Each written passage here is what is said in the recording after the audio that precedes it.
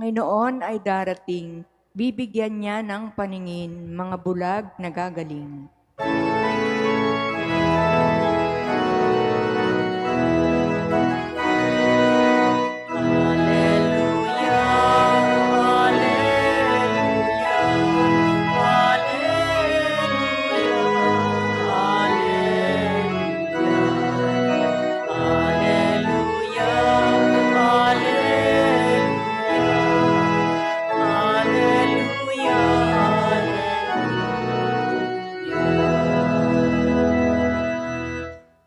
Sumainyo ang Panginoon. At sumaiyo rin. Ang mabuting balita ng Panginoon ayon kay San Lucas. Papuri sa iyo, Panginoon. Nang oras ding iyon, si Jesus ay napuspos ng galak ng Espiritu Santo. At sinabi niya, "Pinasasalamatan kita, Ama, Panginoon ng langit at lupa, sapagkat inilihim mo sa marurunong at pantas ang mga bagay na ito, at inihayag mo sa mga taong ang kaloobay tulad ng sa bata. Oo, Ama, sapagkat gayon ang ikinalulugod mo. Ibinigay sa akin ng aking Ama ang lahat ng bagay. Walang nakakakilala sa anak, kundi ang Ama. At walang nakakakilala sa Ama, kundi ang anak, at yaong marapating pagpahayagan ng anak." Humarap si Jesus sa mga alagad at sinabi na di naririnig ng iba, "Mapalad kayo, sapagkat nakita ninyo ang inyong nakikita ngayon. Sinasabi ko sa inyo, maraming propeta at mga hari ang nagnasang makakita ng inyong nakikita, ngunit hindi nila nakita. Hinangad din nilang mapakinggan ang inyong naririnig, ngunit hindi nila napakinggan." Ang mabuting balita ng Panginoon. Pinupuri ka namin, Panginoong Heso Kristo. Isang magandang umaga po sa inyong lahat. Magandang umaga po, Father. Ngayon po ay Martes ng unang linggo sa panahon ng pagdating at ating pong inugunita ang kapistahan ni San Francisco Javier, isang pahari na kumilala at nagpakilala sa atin pong Panginoon at naibahagi niya ang kanyang mga nalalaman o natuklasan sa tulong ng Espiritu Santo ang tungkol kay Jesus. At ngayon din sa atin pong Ebanghelyo ay punong-puno ng pagpapasalamat sa Jesus.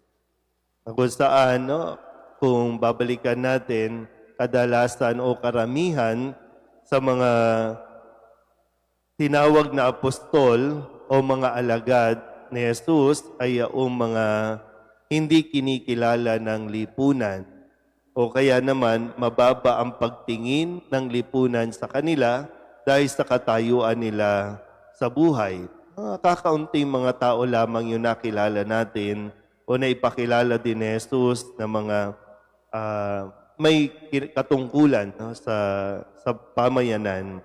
At dito sabi niya, pinasasalamatan niya ang Panginoon dahil inilihim niya sa mga matatalino, sa mga marurunong ang tungkol sa mabuting balita, ang tungkol sa kanyang mga ipinapahayag.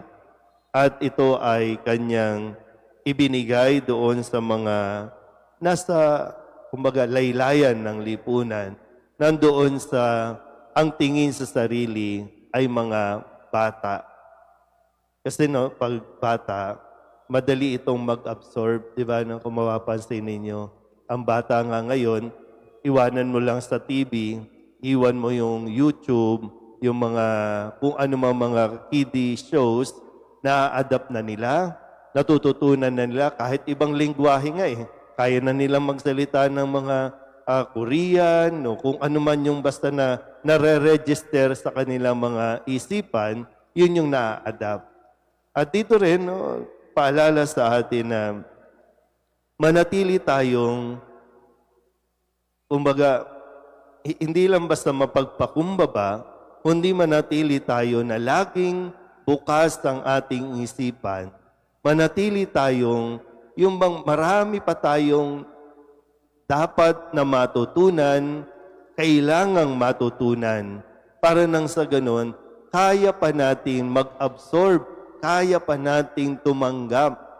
Kasi di ba kapag ang isang taong medyo puno na sa kaalaman, nahihirapan na itong tumanggap. Kaya mas madali pa pong kausap yung mga ang tingin sa sarili ay hindi umagayo. Paano ba sasabihin ito? Para mahirap kausap yung matatalino. Yun yung mas mahirap kausap. Tama ba? Naranasan niyo ba yan? Ang hirap mo nang ipaliwanag kasi nga ang tingin sa sarili, alam niya na ang lahat. So ano pang tatanggapin yan? Sarado na yan eh. Punong-puno na yan. Nag-uumapaw na yan sa kaalaman, sa tiwala sa sarili, sa kanyang sarili na lang. Itong mga kausap ni Jesus, wala pa itong kaalaman. Kaya lahat ng itinuturo ni Jesus, natatanggap pa nila.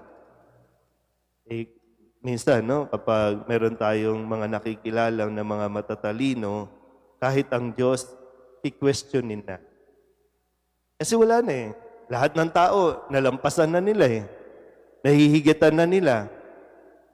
Kaya maging ang Diyos, gusto nilang lampasan, gusto nilang makilala, hindi dahil sa gusto nilang tanggapin, kundi makilala na mas higit pa ang tao kaysa sa Diyos.